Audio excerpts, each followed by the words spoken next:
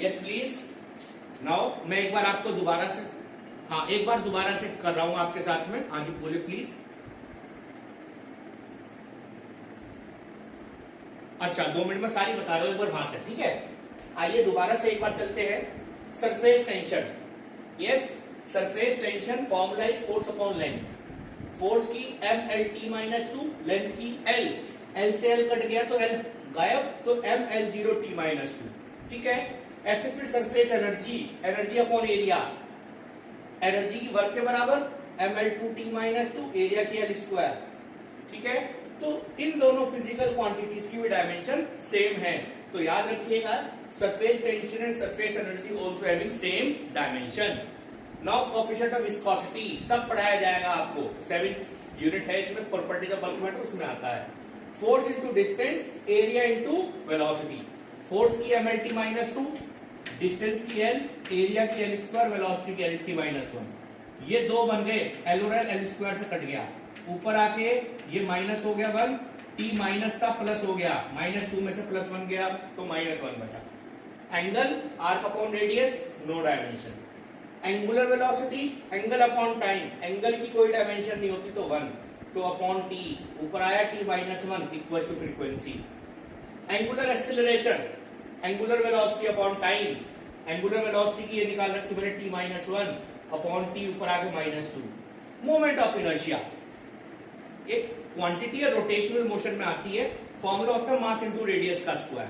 मास के लिए m और रेडियस एक तरह की लेंथ होती है, तो लेंथ के लिए l, तो l का स्क्वायर। तो हो गया आपके पास ml2t0, याद रहेगी बात भाई। तो आगे चलते हैं, इसमें और भी छोटी छोटी सी है, उसे भी देखते हैं, फिर आगे चलेंगे। चलिए प्लीज, चलिए। तो आपके पास angular velocity, angular moment of inertia. अब आपके पास में एक होता है एंगल्स, जैसे ट्रिग्नोमेट्री फंक्शन जो होते हैं, ट्रिग्नोमेट्री फंक्शंस जैसे साइन थीटा, सब जानते हैं क्या होता है, perpendicular upon hypotenuse. Cos theta base upon hypotenuse, मतलब कुछ भी हो, साइन कॉस टेन कुछ भी हो। परपेंडिकुलर एक तरह की लेंथ है ऐसे, और बेस भी एक तरह की लेंथ है ऐसे, हाइपोटेन्यूस भी लेंथ है ऐसे, तो यानी ये भी लेंथ और ये भी लेंथ, तो इसलिए इनकी भी कोई डायमेंशन नहीं होती। क्यों भाई, ऊपर भी एल नीचे भी एल, एल से एल कट गया तो नो डायमेंशन। तो trigonometry function having no dimension, sine theta, cos theta, cosec theta, sec theta having no dimension. याद रहेगी बात। आगे चलते हैं, एक वर्ड आएगा आपके पास प्लैंक कांस्टेंट, ठीक है। एक वर्ड आएगा प्लैंक कांस्टेंट, ये भी आपने पढ़ा है, वैसे मैं बता दूं, फॉर्मूला पढ़ा है आपने, E=h न्यू, केमिस्ट्री में आएगा, अभी फिजिक्स में भी आ जाएगा। ये फॉर्मूला होता है, इसके अंदर ये h जो है ना, ये h प्लैंक कांस्टेंट है, ठीक है। इसकी डायमेंशन निकालनी है। E यहां पर एनर्जी है, ये प्लैंक कांस्टेंट है, ये फ्रीक्वेंसी है। बहुत अच्छा कॉन्सेप्ट है ये, आगे आपको इस्तेमाल करना पड़ेगा, ठीक है। तो यहां पे डायमेंशन निकालते, एनर्जी की सब जानते हैं, वर्क के बराबर ml2t-2।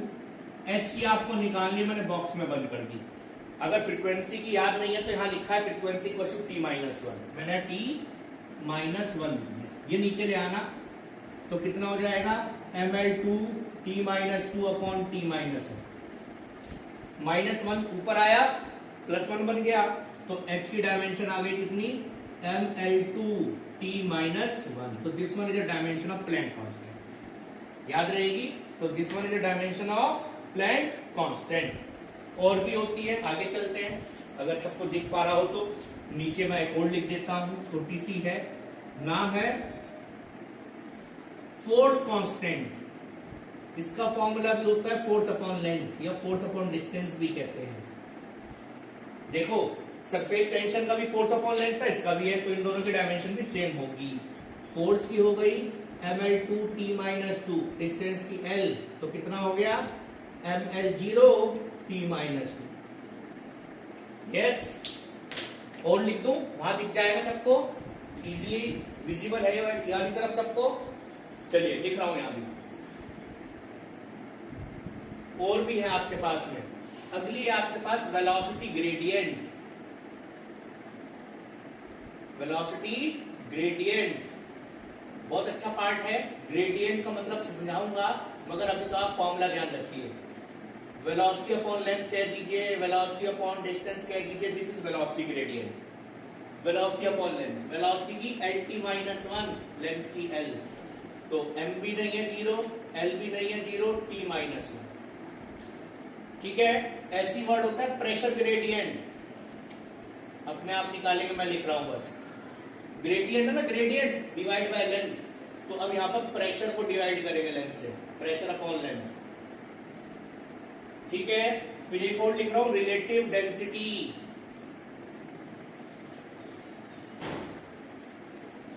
ठीक है, रिलेटिव डेंसिटी यानी इसका लिख रहा हूं density of substance upon density of water.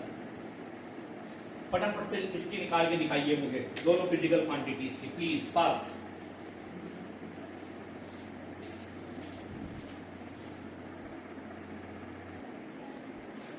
तो ये जो रिलेटिव डेंसिटी है ना, डेंसिटी ऑफ सब्सटेंस, यानी ऊपर भी डेंसिटी की डायमेंशन ml-3 और नीचे भी डेंसिटी की ml-3, क्योंकि दोनों तरफ डेंसिटी है ना, ऊपर भी डेंसिटी और नीचे भी डेंसिटी, तो इसकी भी कोई डायमेंशन नहीं होती, तो नो डायमेंशन। ओके, देखिए प्रेशर ग्रेडियंट की भी आपने निकाल ली होगी, प्रेशर अपॉन लेंथ। ठीक है ना, चलिए प्रेशर आपने पढ़ा था, बाद में डिस्कस करेंगे इसे, आगे चलते हैं थोड़ा सा। यहां से अभी तक आपने क्या नोटिस करा, कोई बता सकता है? एनीवन? आपने अभी तक ये नोटिस करा कि सर आपने जितनी भी डायमेंशन अभी तक निकलवाई ना, देख लीजिए आप कोई सी भी, सर उसमें केवल 3 फंडामेंटल का इस्तेमाल हुआ, मास, लेंथ और टाइम, है ना। सर 3 तो 7, आपने तो किसी और का इस्तेमाल ही नहीं करा, कोई फिजिकल क्वांटिटी ऐसी लिखवाई नहीं, कोई बात नहीं। तो अभी तक सिर्फ आपने फिजिकल क्वांटिटी जो इस्तेमाल करी वो 3 थी, मास, लेंथ और टाइम। तो मैं थोड़ा सा आगे चलता हूं, टेम्परेचर वाली भी निकलवाऊंगा और फिर मैं आपको करंट वाली भी निकलवाऊंगा, जिसमें करंट की भी डायमेंशन आ जाए आपके पास, कोई बात नहीं। पहले तो मैं निकलवाऊंगा आपको टेम्परेचर के लिए। ठीक है, चलिए एक आपके पास फिजिकल क्वांटिटी है जिसको आप हीट कहते हैं। क्या कहते हैं? हीट। और केमिस्ट्री में से एक वर्ड से होना बोला जाता है, इसे एंथैल्पी भी कहते हैं। क्या कहते हैं? एंथैल्पी।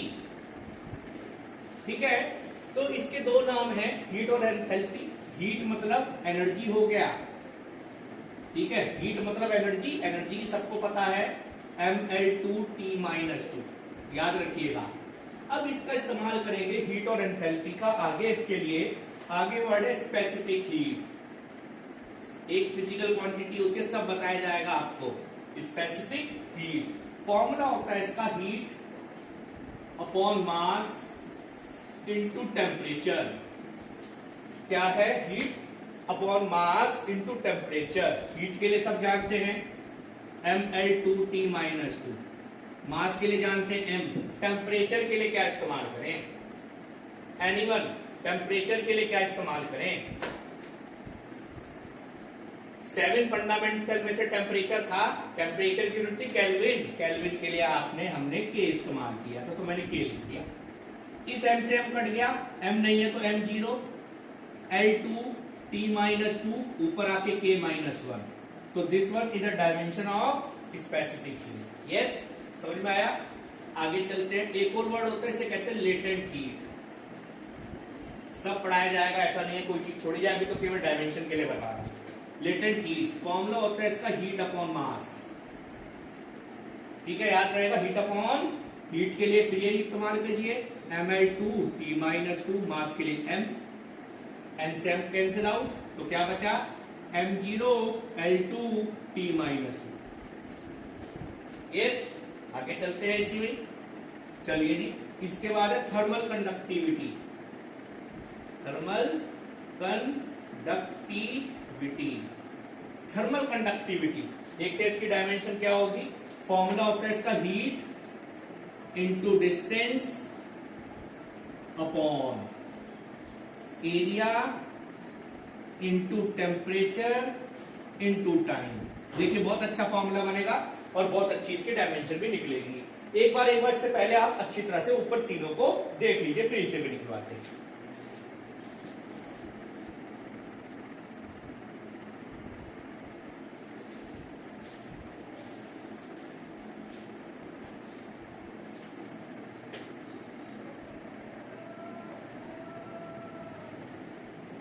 चलिए प्लीज आइए, what is the dimension of heat?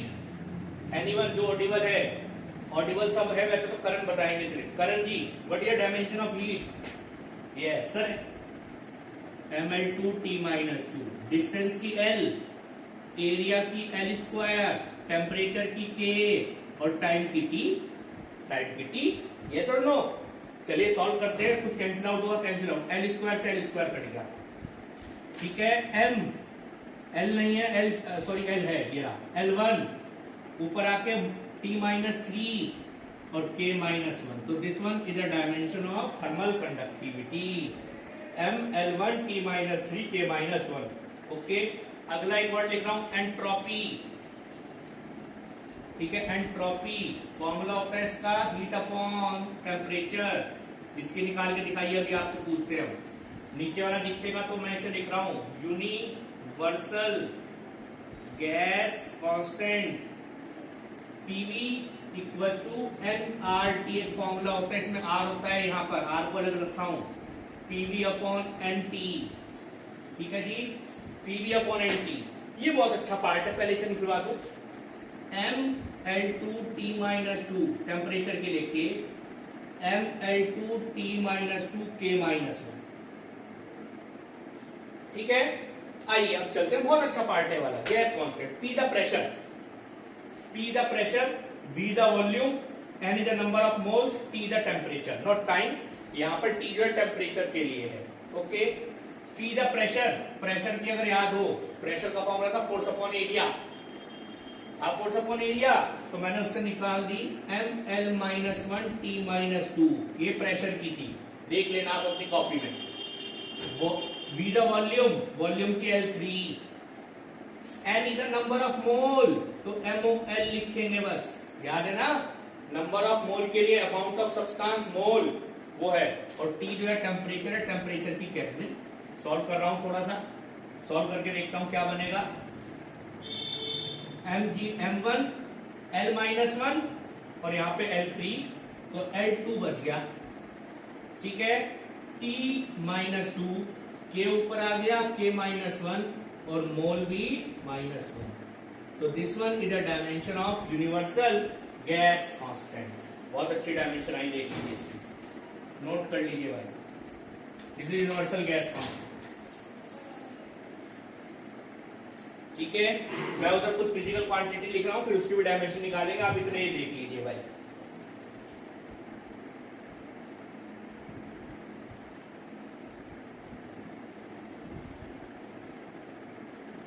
Boltzmann constant होता है, क्यूबी से डिनोट करते हैं। फॉर्मूला होता है इसका एनर्जी अपॉन टेम्परेचर, अभी आप निकाल के मुझे दिखाएंगे। फिर एक होता है स्टीफेंस कांस्टेंट, अभी लिख लो, हम सब आपको बाद में बताएंगे। फॉर्मूला होता है इसका energy upon area into time into temperature की पावर 4, स्टीफन कांस्टेंट, ठीक है। बस इतना बहुत है आपके लिए, फिर ऐसे चलेंगे कुछ जिसमें आप चार्जेस का इस्तेमाल करेंगे। चलिए देखते हैं बोल्ट्जमैन कांस्टेंट की क्या होगी। यस, ओके, मैं इसको यहां लिख रहा हूं, मैं दोबारा से लिख रहे हैं, बोल्ट्जमैन कांस्टेंट, फॉर्मूला हो गया इसका एनर्जी अपॉन टेम्परेचर, एनर्जी की डायमेंशन वर्क के बराबर, ML2T-2, टेम्परेचर की K ऊपर ले आएंगे, बस ये तो आसान हो गया, ML2T-2 K-1, ऐसी इसकी निकालने बहुत बड़ी आएगी, एनर्जी की ML2T-2, एरिया की L स्क्वायर, टाइम की T, टेम्परेचर की K के ऊपर पावर 4, कैंसिल आउट हो गया, ML0T-3 और K-4। यस प्लीज, एक बार देख लीजिए अच्छी तरह, फिर हम ऐसी चलेंगे जिसमें हम इलेक्ट्रिक करंट का भी इस्तेमाल करेंगे, प्लीज।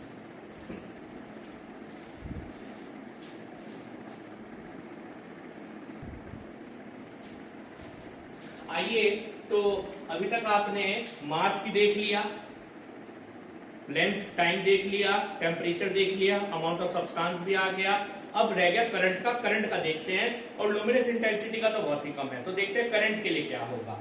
करंट में सबसे पहले हमने लिखा चार्ज, क्लास 10th में आपने फॉर्मूला पढ़ा था, याद होगा अगर, चार्ज के लिए Q equal to I into T, यानी charge equal to current into time.